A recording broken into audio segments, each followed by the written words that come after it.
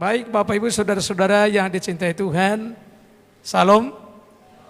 Ya, pertama-tama bersyukur kepada Tuhan jika bisa hadir di tengah-tengah Bapak Ibu semua pada kesempatan ini. Dan terlebih bersyukur juga kepada Bapak Ketua LPMI, Bapak Despan, dan staf semuanya yang memberikan kesempatan bagi saya untuk bisa membacakan firman Tuhan kepada kita di hari doa sedunia ini. Terima kasih untuk kesempatan yang diberikan. Namun sebelum kita membaca firman Tuhan, perkenalkan nama saya Santa, marganya Perangin-Angin. Ya, sama dengan Bapak Gembala di sini dari Medan ya. Lalu saya bersama istri Ibu Ansimira ya. Dan kami sudah dikaruniai 2 anak, satu yang besar mungkin sebaya saudara-saudara semua di sini. Sekarang skripsi, berarti mungkin hampir sebaya-sebaya lah semuanya ya. Yang kedua adalah SMA kelas 1. Dan kami tinggal di perumahan Puri Gading. Baik, itu saja sedikit ucapan terima kasih dan perkenalan. Nah, saudara-saudara yang dikasihi oleh Tuhan, diceritakan di dalam kitab 2 Raja-Raja itu bahwa bangsa Israel sedang dijajah oleh bangsa Aram. Dan berulang-ulang kali ingin menyerang, tapi selalu gagal. Direncanakan lagi penyerangan berikutnya, gagal juga.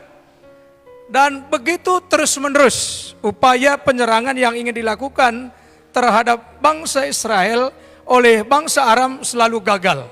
Lalu raja bertanya, siapa yang ada berkhianat di tengah-tengah kita ini? Kok semua strategi serangan yang kita lakukan diketahui semuanya, sehingga gagal serangan itu. Lalu disampaikan bahwa ada Nabi Elisa yang selalu memberikan informasi tentang strategi dan penyerangan itu sendiri. Sehingga setiap kali hendak dilakukan penyerangan selalu gagal. Lalu raja menjadi marah karena peristiwa itu. Maka raja memerintahkan bertanya, di mana rumah Elisa ini? Raja ingin menghukum dia. Maka orang mengatakan alamat Elisa ini. Lalu setelah diketahui alamatnya, maka raja memerintahkan kereta-kereta perang pergi ke rumah Elisa. Dan banyak-banyak tentara untuk menangkap Elisa. Lalu ketika pagi-pagi tiba, maka asistennya Elisa ini, bujangnya, bangun. Lalu dia melihat di sekitar tempat tinggalnya itu betapa banyak kereta-kereta perang, betapa banyak tentara-tentara di sana. Lalu dia memberitahukan kepada Elisa, Tuan, celaka kita, karena di luar sana banyak tentara-tentara, banyak kereta-kereta perang siap menangkap kita. Apa yang akan kita lakukan?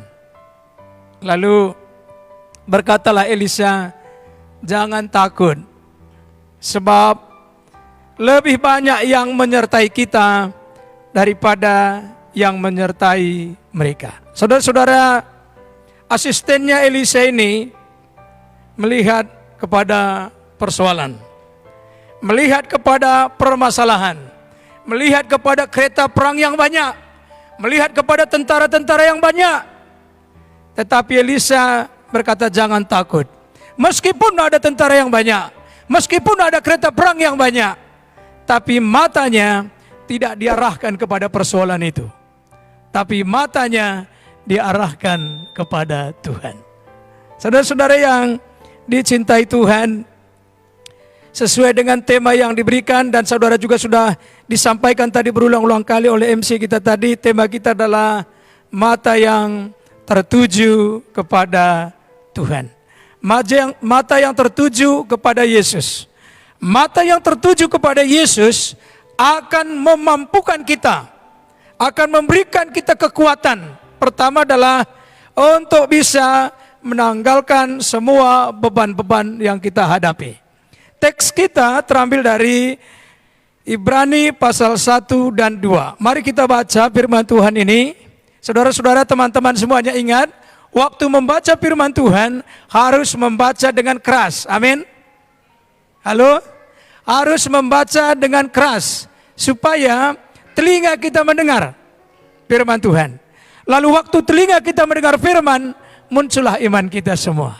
Karena iman itu muncul dari pendengaran firman. Amin. Mari kita baca yang bersama-sama saja karena singkat ya. Kita baca 1, 2, 3. Karena kita mempunyai banyak saksi, bagaikan awan yang mengelilingi kita. Ibrani 12 ayat 1 dan 2 ya. Kalau begitu saya baca ayat 1, nanti saudara ayat 2 ya, supaya kita jelas membacanya. Saya ulangi sekali lagi, 1, 2, 3. Karena kita mempunyai banyak saksi, bagaikan awan yang mengelilingi kita, marilah kita menanggalkan semua beban dan dosa yang begitu merintangi kita, dan berlomba-lomba dengan tekun dalam perlombaan yang diwajibkan bagi kita.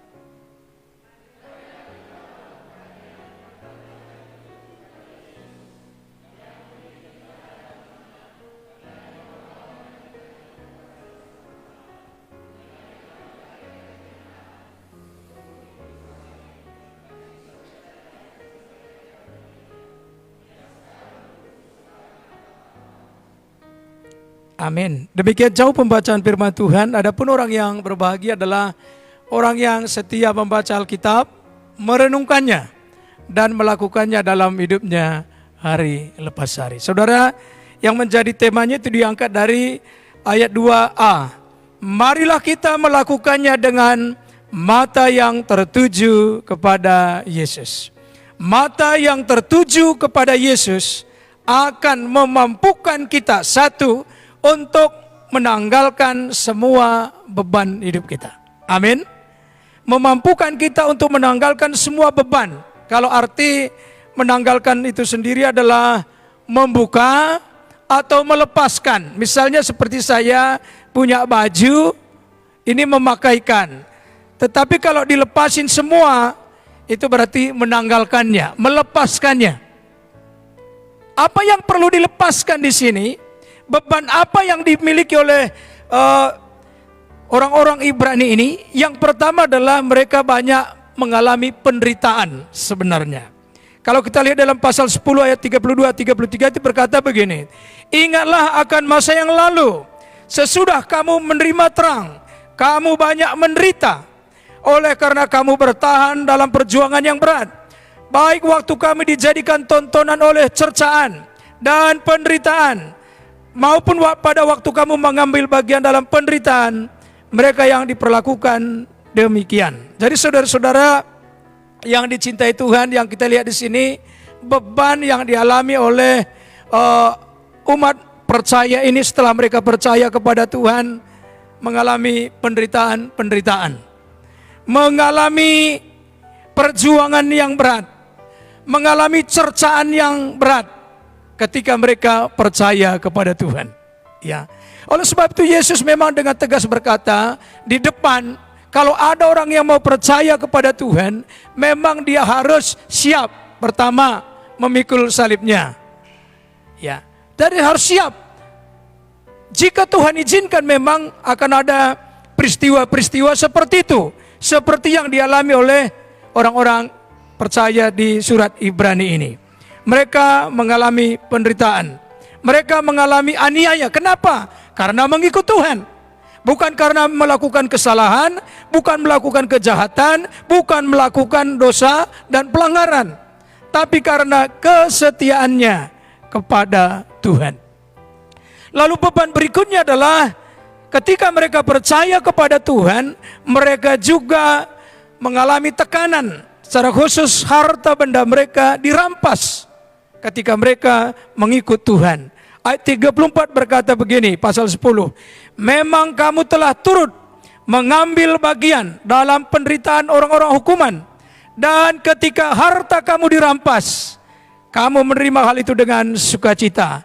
Sebab kamu tahu bahwa kamu memiliki harta yang lebih baik dan yang lebih menetap sifatnya. Saudara perhatikan di sini. Selain mereka mengalami penderitaan, Selain mereka dijadikan tontonan, cercaan oleh orang-orang yang tidak percaya, harta mereka juga dirampas. Jadi kesulitan mereka bertambah hari kelihatannya atas seizin Tuhan, mereka mengalami kesulitan yang banyak sekali. Kesulitan yang besar sekali. Secara fisik, secara psikologi, secara harta, mereka mengalami beban berat dalam mengikut Tuhan. Nah, saudara-saudara, tetapi kita tahu bahwa tidak selalu penderitaan itu, tidak selalu beban berat itu membuat orang berat mengikut Tuhan. Tapi kadangkala, seringkali juga sebaliknya, bahwa adanya kesuksesan, adanya keberhasilan membuat orang bisa juga terbeban dalam mengikut Tuhan. Misalnya seperti Demas. Dulu dia mengikut Tuhan dengan setia, mengikuti pelayanan dengan setia bersama Paulus. Tetapi di suatu waktu, di suatu titik, di suatu momen, dikisahkan bahwa Demas mulai mencintai dunia ini. Ini juga beban, saudara, dalam mengikut Tuhan. Tidak selalu kesulitan, tidak selalu penderitaan. Kadangkala ada keberhasilan, ada kesuksesan, ada keberuntungan juga menjadi beban dalam mengikut Tuhan. Cerita yang lain diceritakan Yesus bahwa ada orang kaya datang kepada Yesus. Lalu dia berkata, "Tuhan, apa yang harus saya perbuat supaya saya bisa mendapatkan hidup kekal, supaya saya menjadi pribadi yang lebih baik?" Lalu Yesus berkata kepadanya, "Kamu tahu hukum Tuhan, kamu tahu perintah Tuhan, lakukanlah semuanya itu." Lalu dengan senang, dengan bangga dia berkata, "Tuhan, sejak kecil itu sudah saya lakukan semuanya." Tetapi Yesus berkata, "Kalau engkau hendak sempurna, juallah apa yang ada padamu, lalu ikutlah aku." Apa yang dilakukan oleh pemuda kaya ini? Hatinya sedih karena hartanya banyak.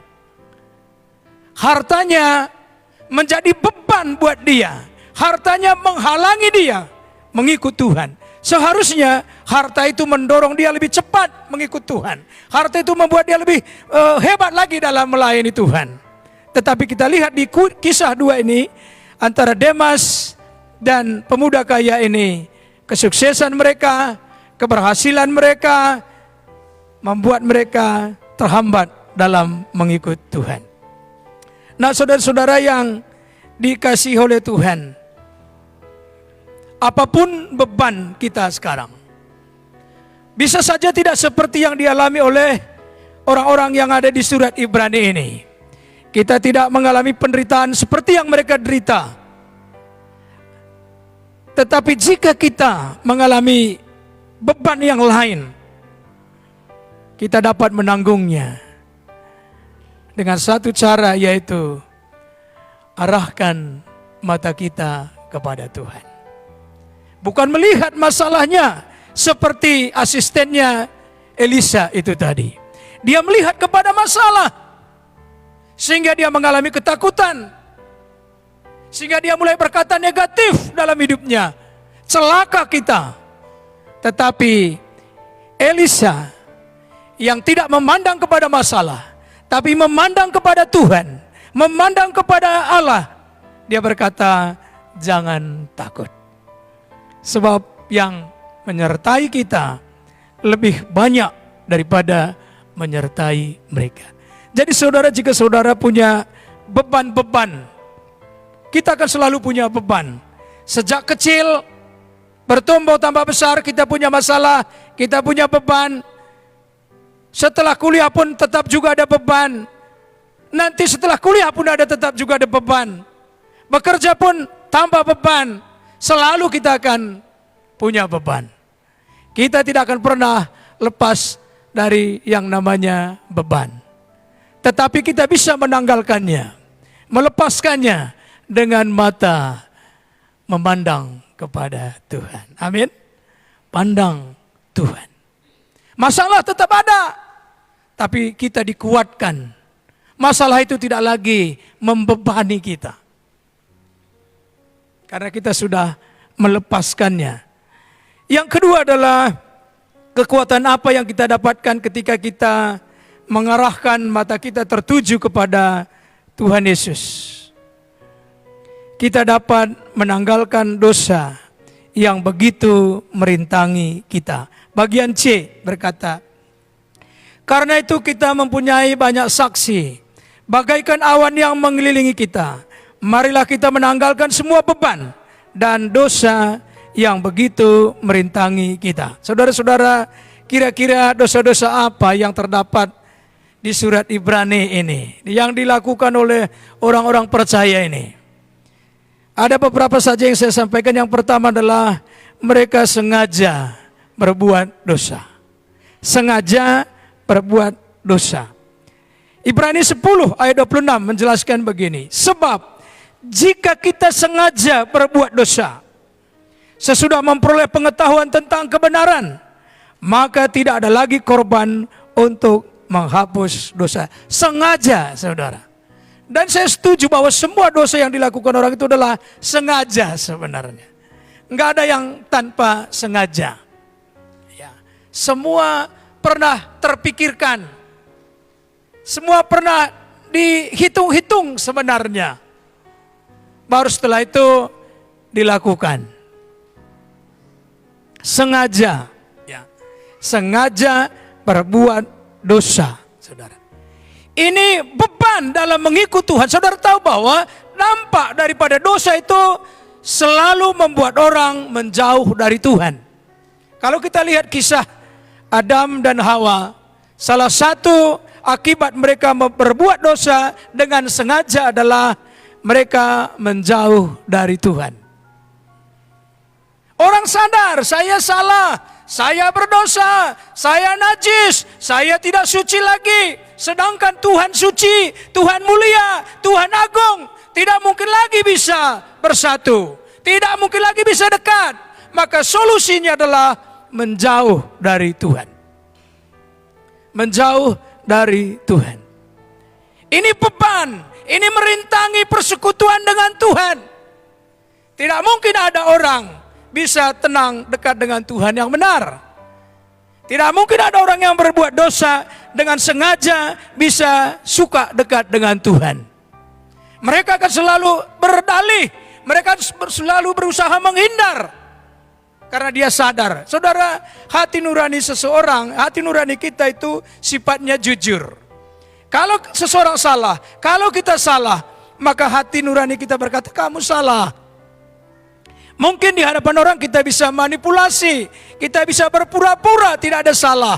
Tapi hati kita berkata, oh kamu salah, kamu tidak pantas dekat dengan Tuhan. Kamu gak layak dekat dengan Tuhan. Karena hati nurani juga berkata, Tuhan itu suci, Tuhan itu kudus. Maka kamu tidak layak. Maka ini menjadi beban, ini merintangi orang untuk dekat dengan Tuhan. Lalu dosa berikutnya yang dilakukan oleh jemaat yang ada di sini adalah mereka menginjak-injak anak Allah. Ayat 29 berkata, betapa lebih beratnya lagi hukuman yang harus dijatuhkan atas kita yang menginjak-injak anak Allah, yang menganggap najis darah perjanjian yang menguduskannya, dan yang menghina roh kasih karunia. Menghina apa yang Tuhan telah lakukan. Saudara-saudara, Alkitab mencatat bahwa jika kita percaya bahwa Yesus telah mati dan Yesus telah dibangkitkan, maka kita juga percaya kita juga akan dibangkitkan. Tetapi saudara, betapa banyak orang tidak percaya kepada Tuhan, bukan? Secara sungguh-sungguh. Dan sungguh-sungguh ini kan penilaiannya hanya kita dan Tuhan. Ya. Secara sungguh-sungguh. Termasuk orang yang bisa aktif juga melayani Tuhan. Saudara tahu apa yang disampaikan Yesus ketika ada orang berkata, Tuhan, saya kan ini pelayan Tuhan. Saya ini kan sudah bisa membuat mujizat. Tuhan, saya ini kan sudah bisa mengusir roh-roh jahat, mengusir setan-setan. Tapi saudara tahu apa yang Tuhan katakan? Nyalah kamu semua. Jadi semua yang dilakukan ini tidak otomatis menandakan bahwa mereka mengenal Tuhan. Apa yang Yesus katakan? Kamu semua pembuat kejahatan. Ada banyak orang ya yang melayani termasuk belum sungguh-sungguh mengikut Tuhan. Dan inilah bentuk-bentuk penghinaan, menginjak-injak anak domba Allah itu. Saudara-saudara, masalah berikutnya adalah masalah dosa berikutnya. Kalau kita lihat di Ibrani ini, mereka menjauhkan diri dari persekutuan. Ini juga termasuk daripada dampak dosa sebenarnya. Ketika Adam Hawa berdosa, dulu mereka dekat dengan Tuhan. Mereka bersahabat dengan Tuhan. Bisa berbicara kepada Tuhan. Bisa mendengarkan suara Tuhan. Tetapi ketika mereka berdosa, ada ketakutan. Lalu mereka mulai menjauhkan diri dari Tuhan. Menjauhkan diri dari persekutuan.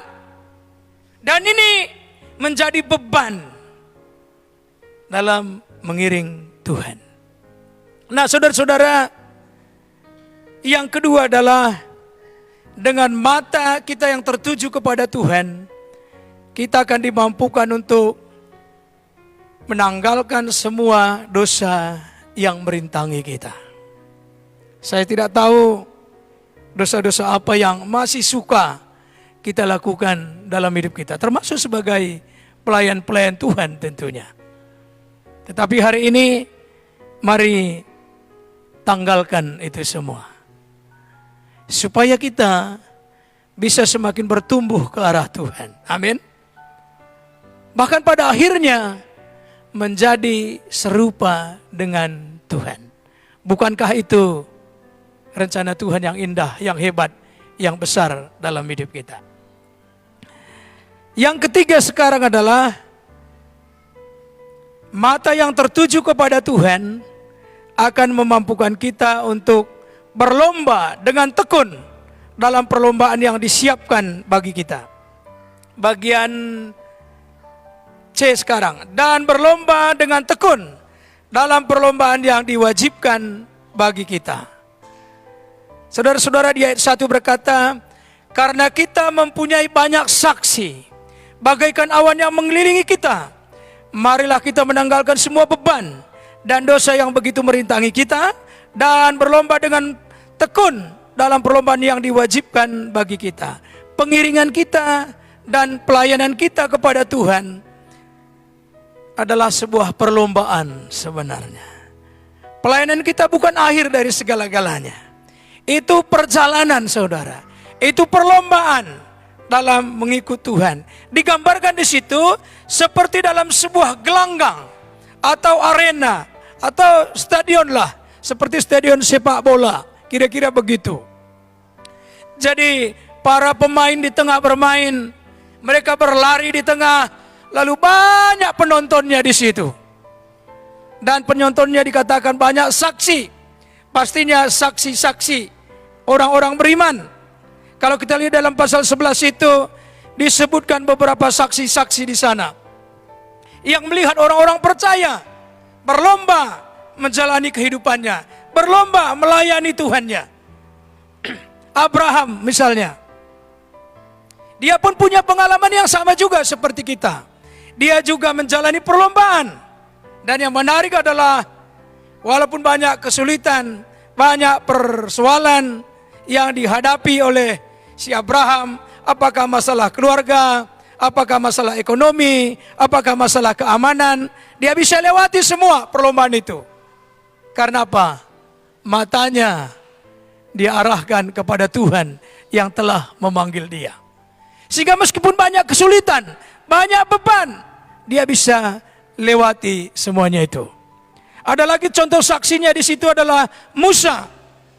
Kita tahu ceritanya Musa, bahwa Musa sebagai orang Israel, tapi pada waktu dia lahir ada peraturan bahwa setiap anak laki-laki yang lahir dari orang Israel harus dibunuh. Dan lahirlah si Musa ini. Maka setelah disembunyikan 3 bulan, tidak bisa disembunyikan lagi berikutnya. Maka orang tuanya menghanyutkannya di Sungai Nil.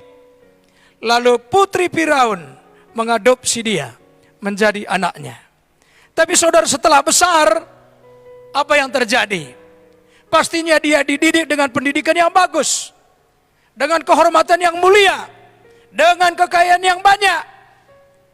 Tetapi Musa tidak melihat status sosial yang bagus itu untuk terus dipertahankan. Musa tidak melihat kekayaan yang banyak di Mesir ini untuk dipertahankan. Tetapi dia melihat kepada Tuhan, sehingga dia mampu menolak disebut sebagai anak putri Firaun. Matanya bukan melihat kemegahan dunia, kekayaan dunia, tapi matanya melihat kepada Tuhan, pencipta alam semesta ini. Karena iman juga kita melihat bagaimana Musa, dia rela menderita sengsara dengan umat Allah daripada menikmati kesenangan di dalam dosa. Lebih baik menderita bersama umat Tuhan daripada menikmati kesenangan di dalam dosa. Mengapa? Karena ia menganggap bahwa karena Kristus sebagai kekayaan yang lebih besar daripada semua harta di Mesir. Sebab pandangannya dia arahkan kepada upah dari Tuhan.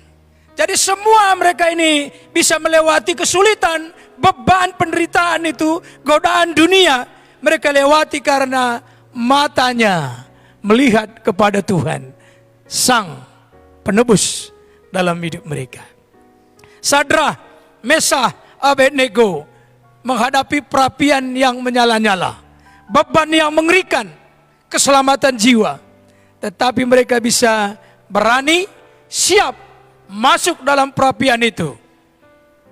Kenapa? Karena matanya memandang kepada Tuhan. Masih banyak contoh-contoh yang dikisahkan dalam Ibrani pasal 11 itu. Semua menang. Amin.